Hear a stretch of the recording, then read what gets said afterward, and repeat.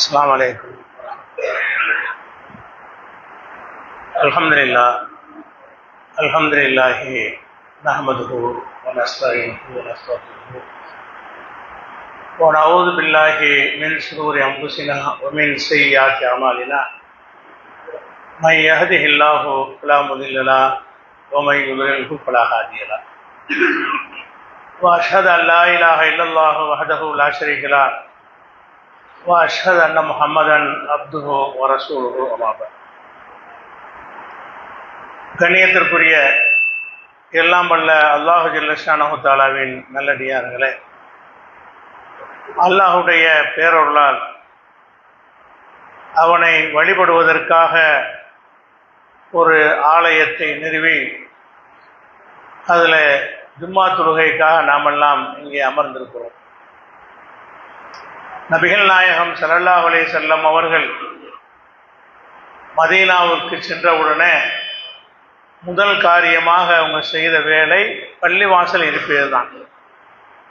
தற்காலிகமாக ஊருக்கு வெளியிலே குபா என்ற பகுதியில் அவங்க தங்கியிருக்கும் பொழுது அந்த நேரத்தில் கூட ஒரு பள்ளிவாசல் இருக்க வேண்டும் என்பதற்காக அந்த குபா பள்ளி தான் முதலில் கட்டப்பட்ட பள்ளிவாசல்.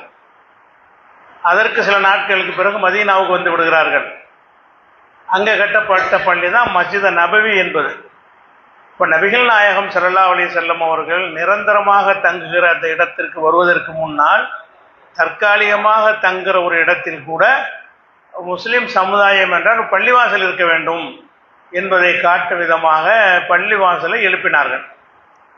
அவர்கள் எழுப்பிய இந்த பள்ளிவாசல் நிர்மாணம் என்ற இந்த பணி உலகம் முழுவதும் 14 நூற்றாண்டுகளாக முஸ்லீம்கள் வாழ்கிற எல்லா பகுதிகளிலையும் தொடர்ச்சியாக பள்ளிவாசல்கள் எழுப்பப்பட்டு வருகின்றன.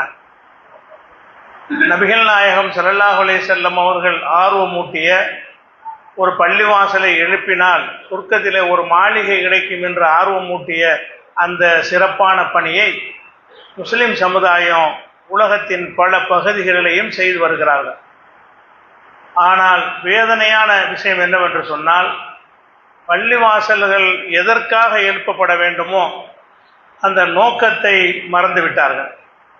பள்ளிவாசல் எழுப்பப்படுவதனுடைய நோக்கம் என்னவோ அதை நேர்மாறாக குழி தோண்டி புதைக்கும் விதமாகத்தான் இன்றைக்கு பள்ளிவாசல்கள் பல பகுதிகளில் எழுப்பப்படுகிற காட்சியை பார்க்கிறோம். பள்ளிவாசல் எழுப்பட முக்கியமான நோக்கம் என்ன? இப்ராஹிம் அலைஹிஸ்ஸலாம் அவர்கள் இந்த காபா என்ற ஆலயத்தை எழுப்பியதை பற்றி அல்லாஹ் குர்ஆன்ல சொல்கிறான். இது ஏற்போ இப்ராஹிமுல் கவாயித மினல் பைத் வ இஸ்மாயில், இப்ராஹிமும் இஸ்மாயிலும் இந்த ஆலயத்தை உயர்த்தினார். 2 பேரும் சேர்ந்து கட்டுகிறார்கள். உயர்த்திய பொழுது கட்டி முடித்தவங்க என்ன சொன்னாங்கன்னு கேட்டால், ரப்பனா தகப்பல் மின்னா, இறைவா இதை எங்களிடமிருந்து ஏற்றுக்கொள்வாயாக, இன்னக்க அன்த சமீஉல் அலீம், நீ கேட்பவனாக அறிந்தவனாக இருக்கிறாய் என்று சொல்லி ஒரு பிரார்த்தனை செய்கிறார்கள்.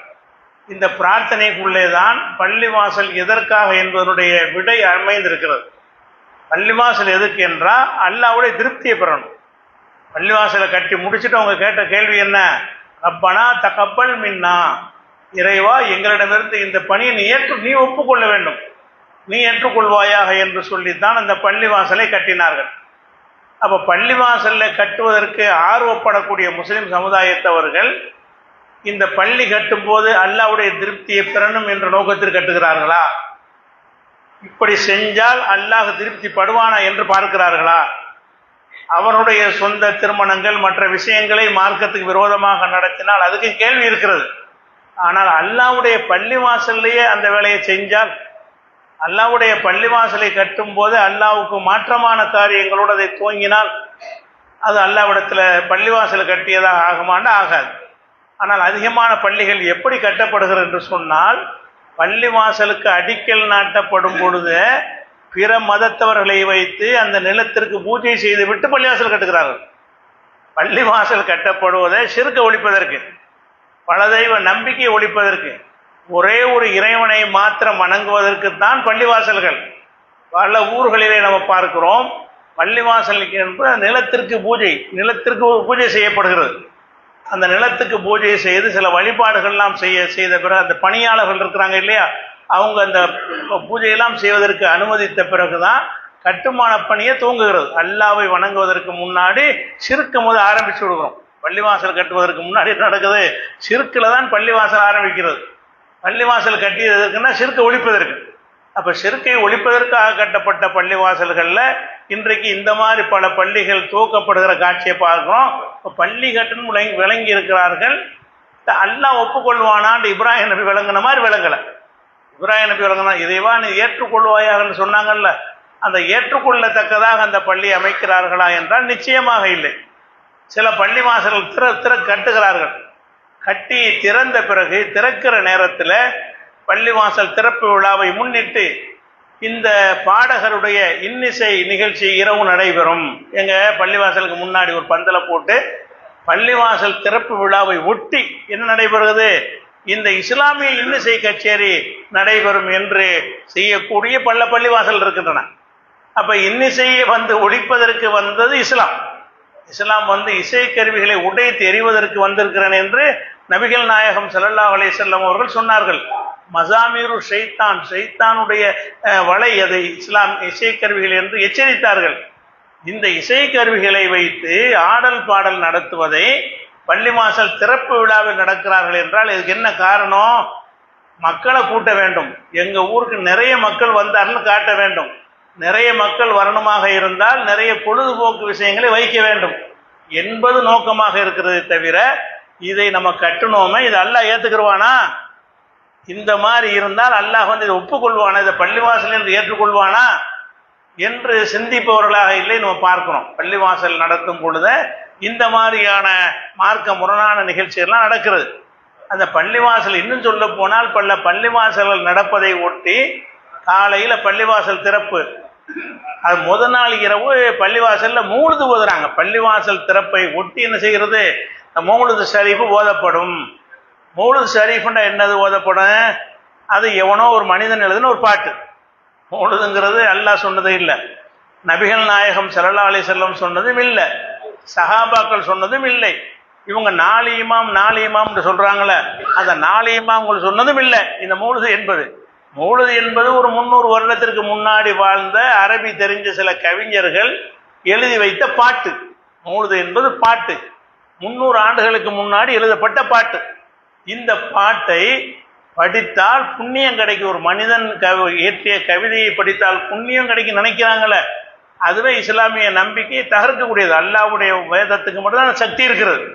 அல்லாஹ்வுடைய வேதத்தை ஓதினால் மாத்திரம்தான் ஒரு எழுத்துக்கு ஒரு 10 நன்மை என்று அதற்கு நன்மைகள் சொல்லப்பட்டிருக்கே தவிர பொருள் தெரியாம எவனோ எழுதின பாட்டை படித்தால் நன்மை கிடைக்கும் நினைக்கிறாங்களே. இதை ஒழிக்கிறதுக்கு இந்த பள்ளிவாசல் நமக்கு வந்துச்சா?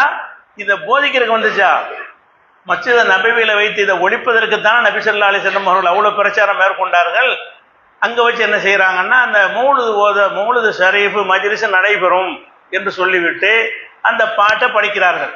அந்த பாட்டில் வரக்கூடிய செய்திகள், பாட்டை எவனோ எழுதின பாட்டை எதுக்கு பள்ளிவாசல் திறப்புலால் படிக்கிறீங்க? அல்லாஹ்வுடைய வேதத்தை ஓதுனா கூட அது ஒரு பிதத்தை தான் ஆகும். ஆனால் இது என்ன பயங்கர ஷிர்காகிறது.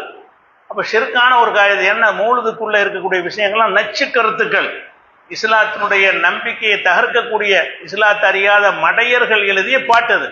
அந்த காலத்தில் இஸ்லாமிய அறிவு இல்லாதவர்கள் அதை புனிதமாக கருதி ஏமாற்றப்பட்டார்களே தவிர அதற்கும் இஸ்லாத்திற்கும் எந்த ஒரு கடுகளவு சம்பந்தமும் இல்லை. அந்த மௌலுதில் என்ன வருகிறது? நபிகள் நாயகத்தை அல்லாவை போல புகழக்கூடிய செய்திகள் வருகிறது. நபியை உங்களை விட்டால் எங்களுக்கு யாரும் கிடையாது, நீ கஃபீரு அன்னி துனூபி, எனது பாவத்தை எல்லாம் நீங்கள் மன்னித்து விடுங்கள் என்றெல்லாம் நபிகள் நாயகத்தை நோக்கி படிக்கக்கூடிய ஒரு பாடல்கள் தான் அந்த மௌலுதில் இருக்கிறது. அப்போ அல்லாஹ்வுடைய ரசூலை அல்லாஹ்வாக ஆக்கக்கூடிய ஒரு விஷயத்தை அவங்க என்ன செய்கிறாங்கன்னா மௌலுதுங்கிற பேரில் ஓதுறாங்க பள்ளிவாசல் திறப்புலாவுக்கு. ஆனால் நபிகள் நாயகம் நமக்கு என்ன எச்சரித்தாங்க? லா துத்ரூனே கமா அத்ரத்தின் நசாரா ஐசபன மரியமுடைய மகன் ஈசா நபியை அந்த மக்கள் எப்படி எல்லை மீறி புகழ்ந்தார்களோ அந்த மாதிரி என்னை நீங்கள் எல்லை மீறி புகழக்கூடாது. என்னை பற்றி நீங்கள் புகழ்வதாக இருந்தால் உலாக்கின் கூல் அப்துல்லாஹி ஒரு ரசூலுஹு, அல்லாஹ்வுடைய அடிமை என்று சொல்லுங்கள், அல்லாஹ்வுடைய தூதர் தான் புகழ். அவங்களுக்கு உள்ள புகழில் உச்சாணியை புகழ்வதாக இருந்தால் என்ன செய்யணும்? அல்லாஹ்வுடைய, அதுக்கு மேலே என்னங்க இருக்கு? அல்லாஹ்வுக்கு ஒருத்தர் தூதர் இருக்கிறாருன்னா அதுக்கு மேலே அது அந்தஸ்து இருக்குதா? வேற எந்த தன்மைகளை கொண்டாது பாராட்ட இயலுமா? அப்போ அல்லாஹ்வுடைய ரசூல் எதை விரும்புகிறாங்கன்னு கேட்டால், என்னை பற்றி புகழ்வதாக இருந்தால் அல்லாஹ்வுக்கு அடிமை என்று புகழுங்கள், அதோடு அல்லாஹ்வுடைய தூதர் என்று புகழுங்கள். நான் அல்லாஹ்விலிருந்து என் வழியாகத்தான் உங்களுக்கு மெசேஜ் வருகிறது, நான் தான் அந்த செய்திகளை உங்களுக்கு வாங்கி தருகிறேன் என்ற வகையில் என்னை தூதர் என்று புகழுங்கள் என்று சொன்னார்கள். ஆனால் இன்னைக்கு பள்ளிவாசல் திறப்பு விழாக்கள் மௌலிது மஜ்லிஸ் ஓதித்தான் பள்ளிவாசல் திறப்பு விழாக்கள் நடத்தப்படுகிற காட்சியை பார்க்கிறோம். அப்போ இது பள்ளிவாசலுடைய நோக்கமா? இது பள்ளிவாசல் இந்த மாதிரியான ஒரு விஷயத்தை அல்லாஹ் வந்து கபூல் செய்வானா? ஒவ்வொரு விஷயத்தையும் அல்லாஹ் ஏற்றுக்கொள்வானா? அல்லாஹ் ஏற்றுக்கொள்வானா என்றுதான் நம்ம வாழ்க்கை முழுசும் இருக்க வேண்டும். குறிப்பாக வணக்க வழிபாடுகளில் இவ்வளவு பணத்தை செலவழித்து பள்ளிவாசலை கட்டுகிறோம், இதற்கு ஏதாவது நன்மை கிடைக்குமான்னா தீமை தான் கிடைக்கும். இதற்கு பாவம் தான் எழுதப்படும். நீ வந்து என்னுடைய பேரில் ஒரு பள்ளிவாசலை கட்டிவிட்டு நீ அங்கே இணை கேட்பிற காரியத்தை செய்தாய், நபி சொல்லாத விஷயத்தை செய்தாய், நபிக்கு மாற்றமான விஷயத்தை செய்தாய், பூஜை புனஸ்காரங்கள் செய்தாய் என்று அல்லாஹ்விடத்தில் கேள்விதான் வருமே தவிர இந்த பள்ளிவாசல் கட்டியதற்கு நன்மை கிடைக்குமா என்றால் நிச்சயமாக நன்மை கிடைக்கவே கிடைக்காது. அதை விட கொடூரமான விஷயங்கள் இப்போ என்ன நடக்குன்னு கேட்டால், இப்போ மத நல்லிணக்க ஒரு நோய் எல்லாருக்கும் வந்திருக்கிறது. மத நல்லிணக்கம்னா நம்ம ஒரு கொள்கையில் இருக்கிறோம், நம்ம மதத்தை நம்ம கடைப்பிடிக்கிறோம். வேறு வேறு மதத்துக்காரங்களுக்கு வேறு வேறு கொள்கை இருக்கும், அவங்க கடைப்பிடிப்பாங்க. நம்ம உங்களை அட்ஜஸ்ட் பண்ணால் தான் நம்ம அங்கே நிம்மதியாக வாழலாம். எப்படி உங்களுக்கு நோய் வந்திருக்கிறது? அவங்கள அட்ஜஸ்ட் பண்ணணும். அட்ஜஸ்ட் பண்ணுறதுனா எப்படி பண்ணுறது? பண்ண வேண்டிய விஷயத்தில் பண்ணிக்கொள்ளலாம். மார்க்கம் தொடர்பு இல்லாத விஷயங்களில் அவங்களோட வம்பு சண்டைக்கு நம்ம போக தேவையில்லை. அவங்களோட இணக்கமாக இருக்கலாம், வியாபாரம் பண்ணலாம், கொடுக்கல் வாங்கல் வச்சுக்கலாம், நல்லா பழகலாம், விருந்து கொடுக்கலாம், அவங்க விருந்து சாப்பிடலாம். அந்த மாதிரி இணக்கங்கள் ஓகே, அது மார்க்கம் கற்றுத்தந்த ஒரு இணக்கம், அல்லாஹ்வும் சொல்லக்கூடிய ஒரு இணக்கம். லா யன்ஹாகுமுல்லாஹு அனில்லதீன லம் யுகாத்திலூக்கும் வலம் யுஹ்ரிஜூக்கும் மின் தியாரிக்கும் அன் தபர்ருஹும் வ துக்ஸிது இலைஹிம். அல்லாஹ் குர்ஆனில் சொல்லி காட்டுறான், முஸ்லீம் அல்லாத மக்களில் யார் உங்களோட சண்டைக்கு வராமல் இருக்கிறார்களோ, உங்கள் ஊரை விட்டு உங்களை வெளியேற்றாமல் இருக்கிறார்களோ, அந்த மக்களுக்கு நன்மை செய்வதையும் நீதி செலுத்துவதையும் அல்லாஹ் உங்களுக்கு தடுக்கவில்லை. குர்ஆனில் அல்லாஹ் அனுமதிச்சான். பிற மக்களோடு நம்ம இணக்கமாக இருக்க வேண்டும். அந்த இணக்கம் எந்த அளவுக்கு போகிறது என்று சொன்னால், நம்ம ஓ இபாதத்தை நான் பண்ணுறேன், ஏன் இபாதத்தை நீ பண்ணுன்ற அளவுக்கு போயிடுச்சு. அந்த இணக்கம் எந்த அளவுக்கு போய்விட்டது? நீ செய்கிற வணக்கத்தை நான் செய்கிறேன், நான் செய்கிற வணக்கத்தை நீ செய் என்கிற அளவுக்கு போய்விட்டது நம்ம பார்க்குறோம். சில ஊர்களில் ஒரு கோவில் விழா நடக்கிறது. கோவில் விழா நடந்தாங்கன்னா அதுக்கு வந்து இந்த சாலை வசதி இதெல்லாம் பயன்படுத்துவாங்க. அதுக்கு நம்ம டிஸ்டர்ப் பண்ணாமல் நீங்கள் தாராளமாக செஞ்சுக்கிறீங்க, அது ஒரு வகை. இவன் என்ன செய்கிறான்னா, முஸ்லீம் ஜமாத்து தலைவர் என்று வைத்துக்கொண்டு ஜமாத்தார்கள்லாம் கூடிக்கொண்டு என்ன செய்கிறாங்கன்னு கேட்டால், அதுக்கு சீர்வரிசை கொண்டு போகிறாங்க. எதுக்கு?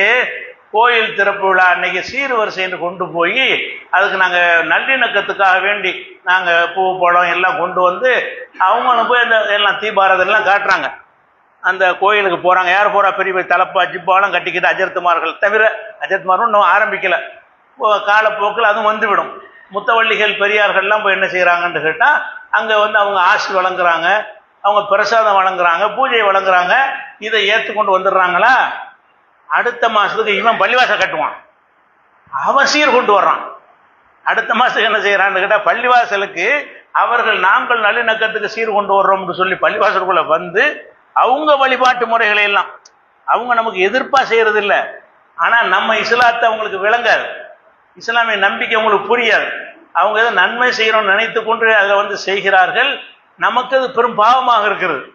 இது அல்லாஹ் விரும்பாத ஒரு காரியத்தை கொண்டாந்து பள்ளிவாசலில் செய்கிறாங்களே, இந்த மாதிரி செய்கிறாங்களே நினைக்கும் அளவுக்கு இங்கே உட்கார்ந்து கொண்டு அவங்க சில பூஜை புனஸ்காரங்களை எல்லாம் என்ன செய்கிறாங்க. ஏன்னா அவங்க என்ன நினைக்கிறாங்கன்னு கேட்டால், நம்ம தெய்வத்தை அவங்க வந்து வழிபட்டாங்க, அவங்க தெய்வத்தை நம்ம வழிபடுறோம், ஒரு இணக்கமாக எடுத்துக்கிடுவாங்க அப்படி நினைக்கிறாங்க. அப்படித்தான் எடுத்துக்கொள்ளும் செய்கிறார்கள். ஆனால் அல்லாஹ் என்ன சொல்லி காட்டுறான்? குல் யா அய்யுஹல் காஃபிரூன், நிராகரிப்பவர்களே, லா அஅபுது மா தஅபுதூன், நீங்கள் வணங்குறது நான் வணங்க மாட்டேன். ஒலா அன்தும் ஆபிதூன மா அஅபுது, நான் வணங்குற நீங்கள் வணங்குறவர்களாக இல்லை. லக்கும் தீனுக்கும் வலிய தீன், உங்கள் மார்க்கம் உங்களுக்கு, எங்கள் மார்க்கம் எங்களுக்கு. இதான் அல்லாஹ் நம்ம கற்றுத்தர்றான். உன் மார்க்கத்தை நீங்க இருப்போம், உனக்கு தப்ப வரும், அது எனக்கு மார்க்கமாகுது. என் மார்க்கம் எனக்கு அது ஏன் உனக்கு மார்க்கமாகுது? என் மார்க்கத்தை நான் உனக்கு திணிக்கவும் மாட்டேன், உன் மார்க்கத்தை எனக்கு திணிக்கவும் செய்யாது. இந்த பள்ளிவாசல் என்பது ஒரு இறைவனை வணங்குவதற்காக நாங்கள் கட்டி இருக்கிறது. இங்கே வந்துக்கிட்டு மனிதர்களை வழிபடுவது, சிலைகளை வழிபடுவது, மற்ற தெய்வங்களை வழிபடுவது என்பதற்கு அனுமதி இல்லாத ஒரு இடம். இந்த இடத்தில் வந்துகிட்டு நீங்கள் வந்து உங்களுடைய நம்பிக்கைகளை கொண்டாந்து செயல்படுத்துவதை நாங்கள் ஒத்துக்கிற மாட்டோம்னு சொல்லலாம்ல. எதனால வருதுன்னு கேட்டால் அந்த உலகத்தை பயம். இது என்ன பயம்? மைனாரிட்டியாக இருக்கிறோம், மெஜாரிட்டி இருக்கிறாங்க, அவங்க சொல்கிறபடிலாம் தலையாட்டிட்டு போனால் நிம்மதியாக வாழலாம்னு நினைக்கிறாங்க. அதெல்லாம் நடக்க முடியாது. அப்படி ரொம்ப நிம்மதியாக இருந்தவங்களாம் ஒரு கலவரம் வந்துச்சுன்னா தொலைச்சி விடுவாங்க. பிரச்சனை வந்துச்சுன்னா அப்படிலாம் பார்த்துலாம் செய்ய மாட்டான். வழங்குதா? நிறைய இதெல்லாம் கூடுதல் அட்ஜஸ்ட் பண்ண ஊர்கள்லாம் அழிஞ்சு நாசமாக போயிருக்கிறது கலவரங்களின் போது. அதனால இதெல்லாம் உங்களை காப்பாற்றாது. நீங்கள் அந்த மக்களோட நல்லிணக்கமாக நடுங்க, அவங்களுக்கு அழகாக புரிய வைங்க, இது இஸ்லாத்தில் இல்லை, இதை நாங்கள் செய்ய மாட்டோம், உங்களுக்கு நீங்கள் என்ன வேணாலும் செய்யுங்க, நாங்கள் குறுக்க நிற்க மாட்டோம், உங்களுக்கு தண்ணி வசதி வேணுமா கேளுங்க, செஞ்சு தர்றோம், என்னென்ன வேணுமோ அதெல்லாம் அந்த உதவிகள் நீங்கள் வாங்கிக்கிறங்க. ஆனால் உங்கள் வழிபாட்டு தலத்தில் வந்து நாங்கள் வழிபடுவது தான் நல்லிணக்கம் என்று கருதினால், எங்கள் வழிபாட்டு தலத்துக்கு நீங்கள் வருவது தான் நல்லிணக்கம் என்று கருதினால் அதுக்கு நாங்கள் உடம்பட மாட்டோம்னு இவங்களுக்கு சொல்ல முடிஞ்சிச்சா? அப்போ பள்ளிவாசல் கட்டுறீங்க, என்ன கட்டுறீங்க? இஸ்லாத்தை குழி தோண்டி புதைக்கிற கட்டுறீங்க. இதுக்கு இந்த கட்டாமல் இருந்துடலாம். இந்த பள்ளிவாசலை கட்டிட்டு அதில் ஷிர்க்கு தான் நடக்குமாக இருந்தால் அந்த பள்ளி எதுக்குன்னா? அந்த பள்ளியை கட்டுவதற்காக பாவம் தானே கிடைக்கும். கட்டாமல் இருந்தால் கூட கொஞ்சம் உள்ள தப்பிச்சுக்கிறீங்க. பள்ளியும் கட்டி அது ஷிர்க்கை நடத்துறதுக்கு நீங்கள் தயாராக இருந்தீர்கள் என்று சொன்னால், அதை உங்கள் மனசு ஒப்பும் என்று சொன்னால், உடன்படும் என்று சொன்னால், ஊர் மக்கள் எல்லாம் அதை பார்த்து கொண்டு மௌன சாட்சிகளாக இருந்தீர்கள் என்று சொன்னால் அதுக்கு அல்லாட்ட கேள்வி கேட்கப்படுமா படாதா? அப்போ அப்படி வந்து சீர்வரிசை இப்போ நடந்து கொண்டிருக்கிற பல ஊர்களில் மாற்றி அவன் ஒரு சீர்வரிசை இது என்னத்துக்கு உனக்கு? இது நல்லிணக்கத்தில் தான் வருமா? இஸ்லாம் சொல்லக்கூடிய நல்லிணக்கத்தில் மனிதனுக்கு செய்ய வேண்டிய உதவிகளில் தான் நல்லிணக்கம். கொள்கை கோட்பாடுகள்லாம் நல்லிணக்கம் வராது. நம்ம கொள்கை தான். நம்ம எதனால வந்து அங்கே வந்தோன்னு யோசிச்சு பார்க்க வேண்டும். நேற்று வரைக்கும் நம்ம எப்படி இருந்தோம்? பல தெய்வங்களை வணங்கி கொண்டு தீண்டாமை அது வந்து பலவிதமான அநீதிக்கு உள்ளாக்கப்பட்ட மக்களாக நம்ம இருந்தோம். நம்ம அப்பன் பாட்டன் முப்பாட்டன்மார்கள் இந்த இஸ்லாத்தை தேர்ந்தெடுத்து கொண்டு வந்து அதிலிருந்து விடுதலை பெற்றார்கள். இப்போ நீங்கள் ரிவர்ஸில் போகிறீங்க. பள்ளிவாசலை வைத்து ரிவர்ஸில் போகிறீங்க. ரிவர்ஸில் போகிறவர் எதை வச்சு போகிறீங்க? பள்ளிவாசலை வைத்து நீங்கள் வந்த வழியே போய் கொண்டிருக்கிறீர்கள். ரசூல் ஸல்லல்லாஹு அலைஹி வஸல்லம் அவர்கள் மக்கா வெற்றிங்கிறது பெரிய பயங்கரமான ஒரு சாதனை. எந்த ஊர்லேருந்து விரட்டி அடித்தார்களோ அந்த ஊரையை கைப்பற்றுறது என்பது. அதை எப்படி கைப்பற்றினாங்க? ஒரு சொட்டு ரத்தம் சிந்தாம, வாழை கையில் எடுக்காம கைப்பற்றினாங்க. எல்லாம் அடங்கிட்டாங்க.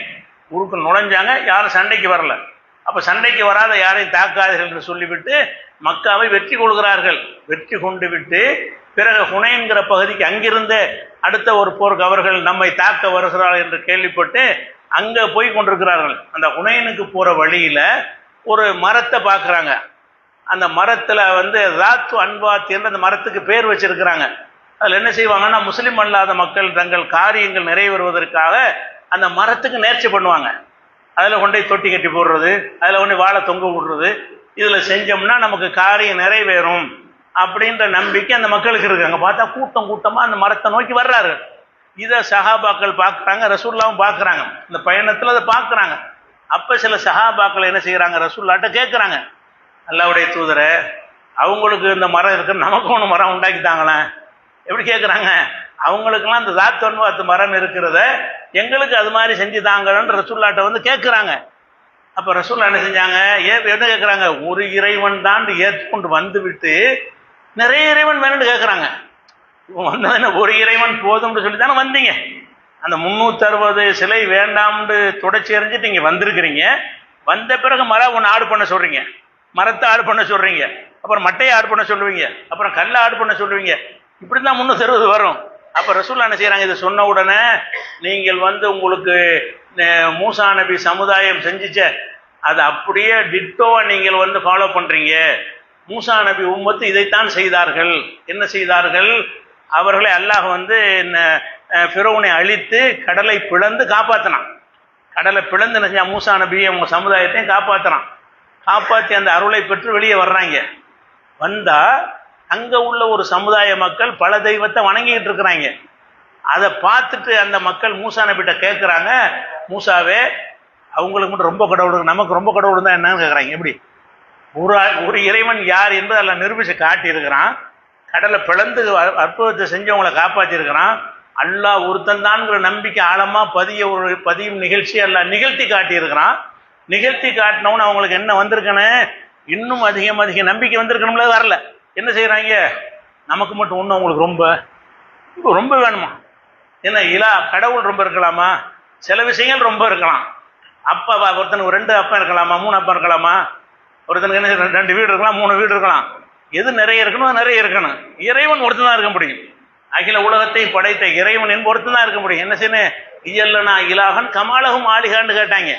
அவர்களுக்கு நிறைய கடவுள் இருப்பதை போல எங்களுக்கும் ஆக்குன்னு கேட்டாங்கல்ல, அதே மாதிரி உங்க கேள்வி இருக்குங்கிறாங்க ரசூலுல்லாஹ். இந்த மரத்தை கேட்குறீங்களே, இது எப்படி இருக்குது என்று கேட்டால், மூசா நபியிடத்தில் அந்த மக்கள் கேட்டாங்களே, அதுக்கு அப்படியே ஒத்து போய் இருக்கிறது என்று ரசூல் ஸல்லல்லாஹு அலைஹி வஸல்லம் அவர்கள் என்ன செய்யறாங்க? சொல்லக்கூடிய காட்சியை பார்க்குறோம். அப்ப என்ன விஷயம்னு கேட்டா, அந்த பள்ளிவாசல் வந்த பிறகு தடம் மாறக்கூடிய நிலைமை வரக்கூடாது என்று ரசூல் அவ்வளவு கவனமா இருந்திருக்கிறாங்க. இன்னைக்கு நம்ம என்ன செஞ்சிட்டு இருக்கிறோம்? அதெல்லாம் ஒழிப்பதற்காக வந்த பள்ளிவாசலுக்குள்ள இவ்வளவு கூத்துகளும் பண்ணிட்டு இருக்கோம்.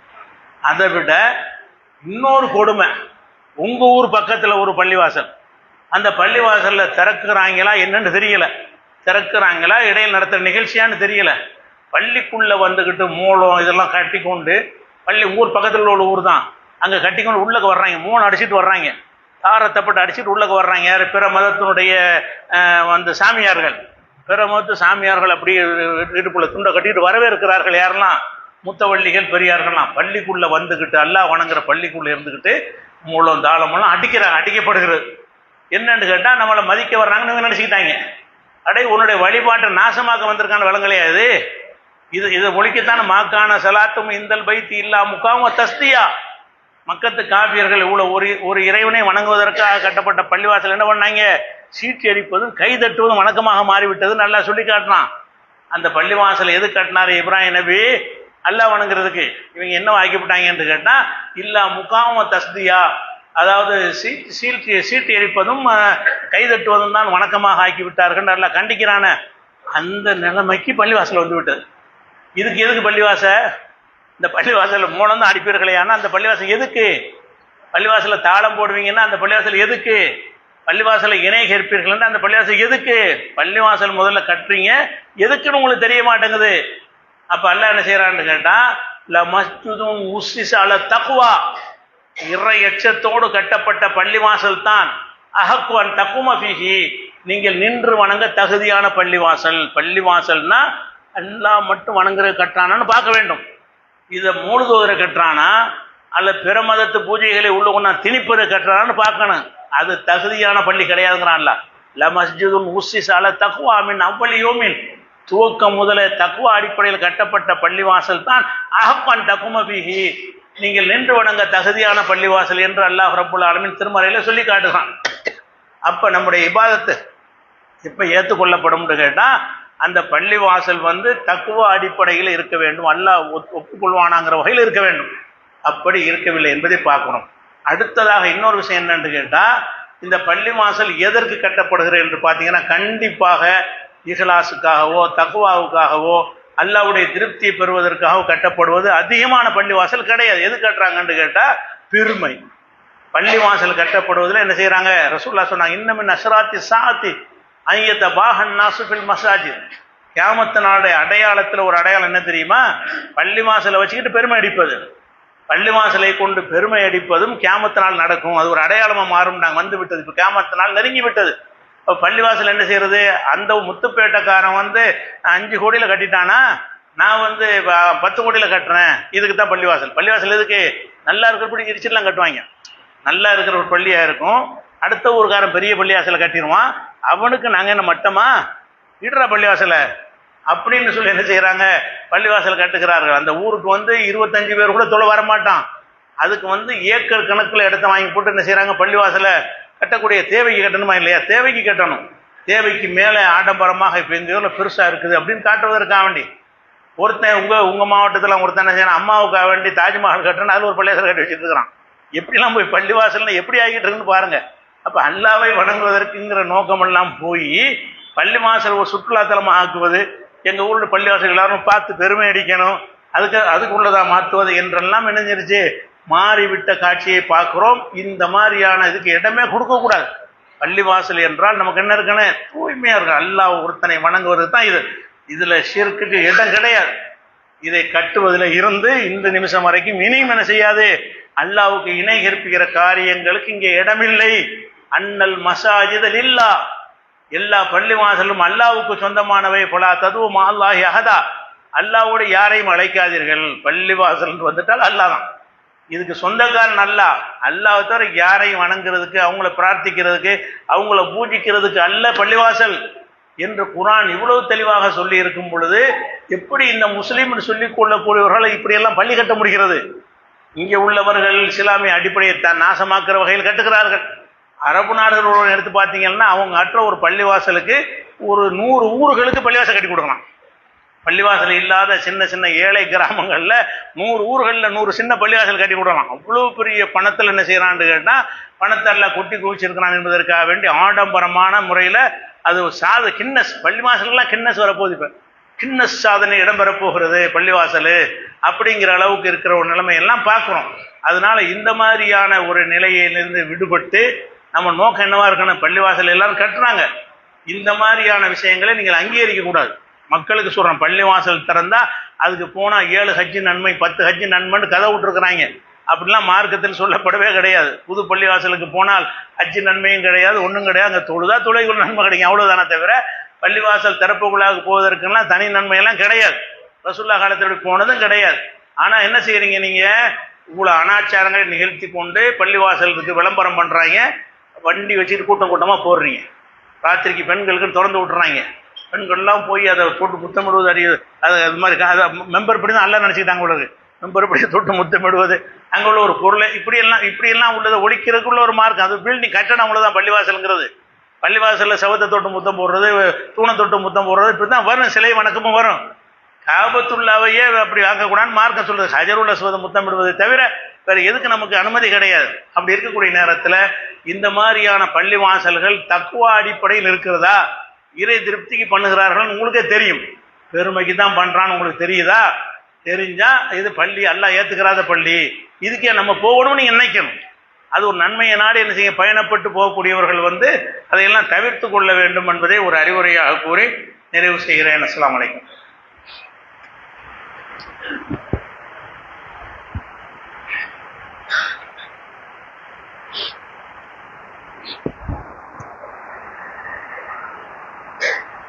அன்பிற்குரிய சகோதரர்களே, கடந்த சில வருடங்களாக இந்தியாவிலே பெண்களுக்கு எதிரான பாலியல் குற்றங்கள் அதிகரித்து வருவதை நம்ம பார்த்து வருகிறோம்.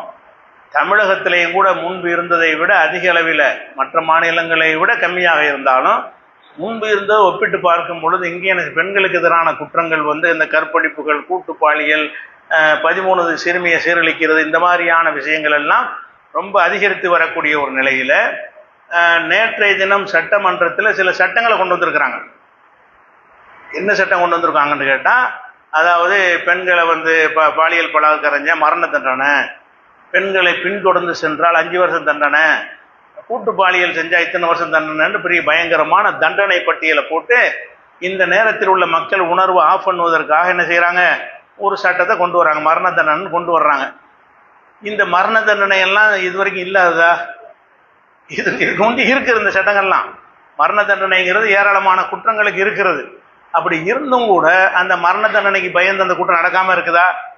மரண தண்டனை பல விஷயங்களுக்கு வச்சிருக்கிறீங்க. 10 வருஷ தண்டனை, 23 ஆயுள் தண்டனை, 4 ஆயுள் தண்டனைலாம் தீர்ப்பு வழங்குறாங்க. பார்க்குறோமா இல்லையா?